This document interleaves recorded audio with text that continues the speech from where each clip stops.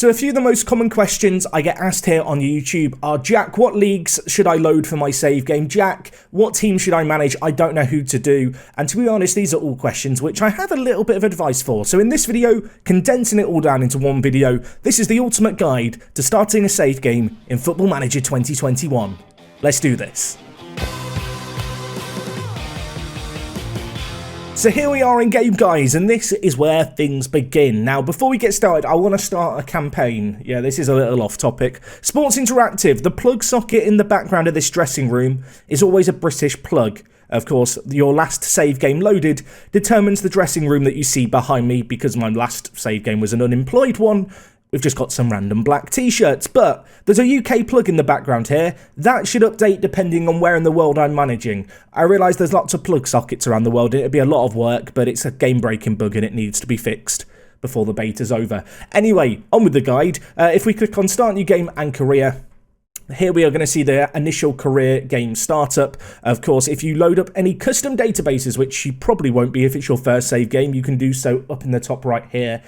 Just as a little kind of, I guess, gauge of advice, if you know what nation you're going to be managing, even if you don't know the team, it's worth just picking it here because it will determine stuff on the next screen. For this example, I am going to pick England, but instead of managing Liverpool, I'm just going to select pick a team for me later, and then I'm not hitting quick start. The quick start is not, I don't think it's worth doing. If you're really going into a committed long-term save, it's definitely worth tailoring some of the settings to you.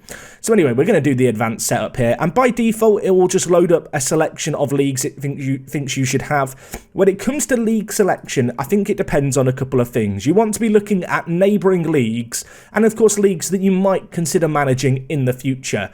So for example, for me, I'm going to be managing in England, and there are a load of recommended leagues with stars next to them that I can select. So if I was just to tick all of these leagues, we're going to get quite a wide selection of players and leagues loaded in. If we just click on large database size, you can see we have 43,000 players. One thing that's really worth noting is the player count will slow down the game, but more so longer term. The big thing that is going to affect how quickly your game progresses is the number of leagues loaded. Now, of course, you can add and remove leagues later, so don't worry about that. But additionally, it's worth considering what leagues am I actually going to need. So, for example, if I'm managing in the Vanarama National North, it's very unlikely that I'm going to want the French third tier loaded. So if I was doing a lower league, say in England, I would probably remove the likes of the French, German, Dutch, Italian and Spanish leagues and focus more on having the British nations loaded, because they're kind of top teams are more similar in reputation to my lower league teams. They're more likely to have players I can use. Additionally, if I was, say, managing a big Premier League club and I'm going to be aiming to be in Europe, I probably don't need as urgently the Irish, the Northern Irish, the Scottish or the Welsh leagues loaded.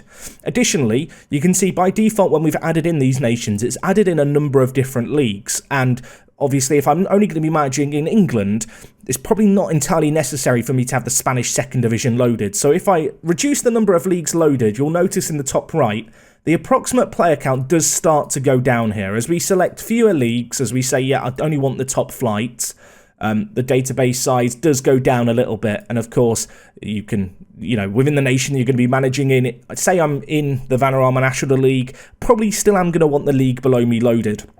But say I just want the Premier League loaded, you can see the game speed starts to go up, the player count starts to go down. But to make up for having fewer leagues loaded and where the player count has dropped, we can click on this drop down here and go to advanced. And this is where the magic really begins, because besides just the small, medium, large settings here, you can do some additional ones which I think are worth checking out. So the first thing you can do is, if you're managing, say, a big Champions League club, is you can click on the Continents tab, go to Europe, and then within here you can force load players outside of the leagues that you've selected. So, for example, I might want to have players from top division clubs throughout the whole of Europe. And if I just tick this, you can see the player count now shoots up to 56,000. So a big increase of about 25,000 players. You may want slightly fewer and choose top club. You may absolutely hate your PC and click based in nation. And suddenly every single player based in Europe will be loaded into your save game. Honestly, wouldn't recommend that. The more players that you have, the more regens you're going to get. That is a kind of thing. Essentially, some people ask me, Jack, I want to get regens from obscure nations. Your player count will determine how many new gens or regens are produced. Just for new players out there, when older players retire, new players appear in their place as, you know, younger players, 16, 17-year-olds, on an annual basis in different nations. By having more players loaded, it ensures that more of those fake players that are youngsters are produced throughout the save game, because the game attempts to maintain the same number of players.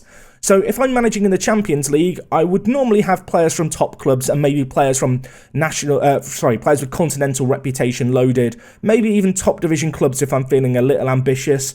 I'm on a newer PC, so I can get away with a few more players. I would very rarely recommend going above 100,000. Honestly, in terms of how many players you should load, it is very dependent on your computer. But a really important thing to note here is these players won't really slow down the save game until a lot of years in the future, where there's loads of data and loads of history stored. Initially with Football Manager, if you're progressing slowly to begin with, it's because of the number of leagues you've got loaded. Of course, you can also set leagues to view only now, which is, well, I say now, you've always been able to do that, but playable / view only below, which allows you to have semi-fleshed out history. Generally, as I said, if I'm going to be managing in League 2 and England only, it's probably worth considering having these on view only. It will mean, unfortunately, I can't go and manage in them, but what it does mean is that the game is fully simulated outwards. As you can see, though, by changing it, it does change the number of players loaded. So there is a bit of a balancing act. There's not a one-shoe kind of fits-all solution here. Of course, depending on your save game, you might have different things loaded. For example, if I was doing a lower league save in, let's say, Britain, I might go to UK and Ireland and want all players who are UK and Irish loaded into the game. This will ensure that all the players imaginable that I might want as a lower league club will be loaded into the game, which is quite useful if you are down in the very depths of lower league English football. So another setting worth recommending. Anyway, at the bottom here, we've got advanced options. There's a few here that are, semi-useful. You could use fake players and staff. I don't think I've ever seen anyone use it, but if you wanted to use it, it essentially just randomizes the names of all the players in the game. Don't really see the point in it. A few of these are fairly self-explanatory. In terms of do not add key staff, I would actually recommend unticking this if you're managing a super lower league team that might not have their staff fully fleshed out. Add players to playable teams means that if you're using a custom database or maybe managing in a league where teams don't have full rosters, the game will provide you with some fake players kind of to make up the numbers. Disable first window transfer activity. Does what it says on the tin. If you don't want the teams to change too drastically in the first window, it's recommended. Player attribute masking is essentially the fog of war. If you have it unticked, it means that when you look at opposition players and players around the world, you won't just see all their attributes. If you have it ticked like I do here, it just means that you can just see them all without necessarily having to scout them. And of course, you've got the in-game editor, which you can't even use right now as of the beta, so it doesn't really matter. Anyway, in the bottom right, we have got game start date as well. We can choose this based on the league that we're in. England this year has a whole host of different start dates.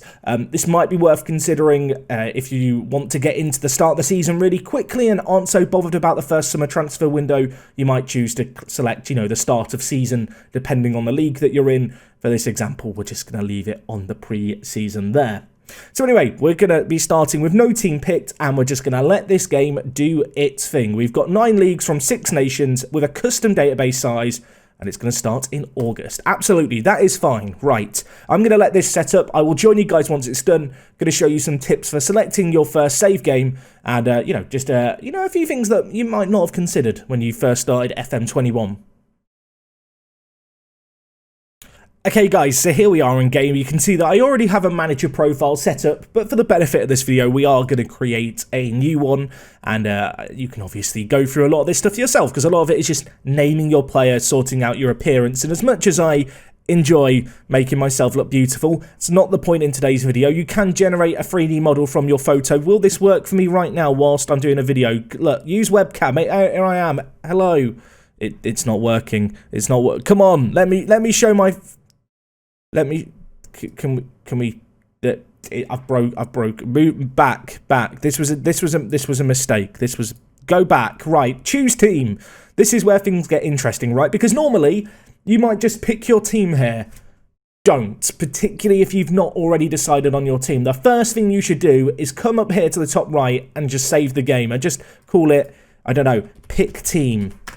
I know, imaginative save game. What this is basically going to allow us to do is be in a situation where we don't have to do all the previous steps again if I change my mind on a team. I feel like if you're not sure who you're managing in Football Manager, like me, you probably get in the habit of taking over a team, continuing once, and then deciding, actually, don't really like this. So by saving the game like we have, we can save a load of time, and if I want to check out various teams' transfer budgets before committing to a save game, you can just load up a save game with this screen in mind here, which is quite a nice little thing, I think, as far as a time save. It does have some downsides. Of course, when you start a save game, some potential abilities for youngsters are randomized. There are certain aspects of a save game that change save to save to remain random and just to give you a bit more variance in gameplay. By doing what we've just done there, we remove all the variance. But unless you're going to be starting 2 or 3 save games from the save that we've just created, you're not going to see any adverse effects from it. Now, of course, when it comes to teams, people often ask me, Jack, who should I manage? And I think the most important thing to figure out is, what do you want in a save game in Football Manager? What are you looking to achieve? Are you someone who likes to develop youngsters and, you know, not necessarily spend a whole load of money? Do you just want to splurge your load on the most expensive players around the world and build a god squad? And from that, find a team that kind of ticks the boxes for you. So maybe I want to develop youth players and, play in the Premier League. Maybe Southampton, then, is a pretty good pick. Perhaps I'm sat thinking, I want to manage in England, but I would quite like to develop youth, but in the lower leagues. Well, in that case, Crew might be a pretty good option for you because they want to develop players using their youth system, and they've got pretty good facilities and such for the level. And essentially, the most important thing is, I can't just throw a name out there and you're going to enjoy it. Everyone plays Football Manager differently. The most important thing is to identify what you enjoy in a save game, what you want from a save game, and then using the club culture by just scouting out teams yourself, find a team that ticks the bills for you. So I think for this example, we'll manage Crew. Why not manage Crew? We're going to go into League One. Of course, club cultures this year are really important, so do try and find a team that lines up with what you want. In terms of coaching badges, now this is a really interesting one.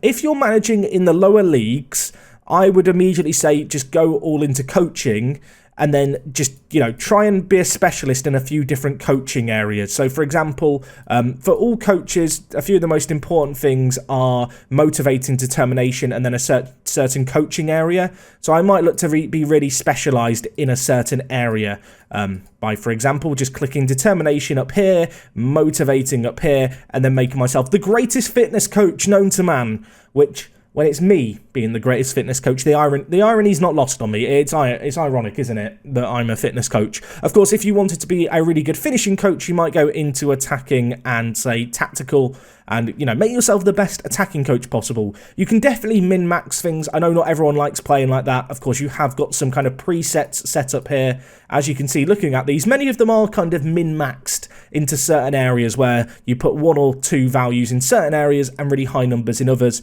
Honestly, don't be a goalkeeping coach. It's not really needed. If you're at a club where there's loads of coaching staff already, I would simply suggest going loads into mentals and then trying to, fill out some of these areas as you wish. Of course, you can mouse over these different areas to see what's important. For these coaching ones, they are kind of dependent on different coaching categories. When it comes to the mental ones, adaptability will help you in foreign countries. Determination helps you get through stuff with the board, such as board requests.